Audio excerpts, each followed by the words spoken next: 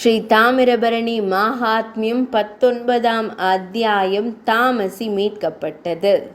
தாமிரபரணி நதி கடலுடன் இணையும் இடத்தில் அகஸ்திய மாமுனிவர் மற்ற முனிவர்களுடன் இணைந்து 3 நியமிக்கப்பட்ட இடங்களில் நீராடி தீர்த்த சிரார்த்தங்களை செய்தார். தேவியின் சிலையை நிறுவி அவளை வணங்கினார். அவர் பிரார்த்தனை செய்தார். மங்களகரமான தேவி தாமிரபரணி அன்னையே, தாமே அனைத்து பாவங்களையும் அழிப்பவர், நான் உங்கள் நீரில் நீராடுகிறேன். தயை கூர்ந்து என்னை சம்சார கடலில் இருந்து காப்பாற்றுங்கள். அந்த நேரத்தில் ஒரு புலி அங்கே தோன்றியது. பயங்கரமான சத்தம் எழுப்பி கடுமையான காற்றையும் பூமியையும் நடுங்கச் செய்தது. அவள் அகஸ்திய முனிவரின் முன் வந்தபோது அவர் ஹம் என்ற சத்தத்தை எழுப்பினார். அந்த புலி நீண்ட தூரம் பறந்து சென்று தாமிரபரணி நதியில் விழுந்தது.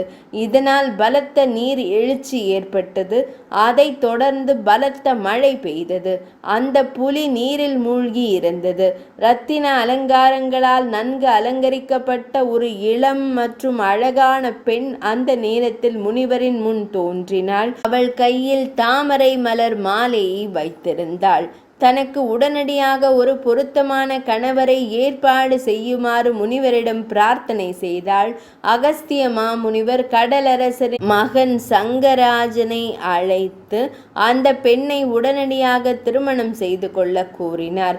அவர் வேறு யாருமல்ல, தாமசி.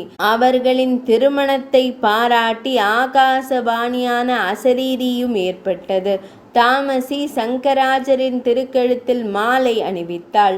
அவர்கள் மன்மதன் மற்றும் ரதி தேவியைப் போலவும் வித்யா கல்வி கொண்ட ஒரு மனிதனைப் போலவும் பிரகாசித்தாள். மாலை காற்றில் பறந்து பல மாலைகளாக மாறியது. அவற்றில் 2 புதுமண தம்பதியரின் திருக்கழுத்தில் விழுந்தன. மற்றவை தண்டதாரர் தலையில் விழுந்தன. நாரத மாமுனிவர் சங்கராஜருக்கு தாமசியின் பின்னணியையும் மாலையையும் விளக்கினார்.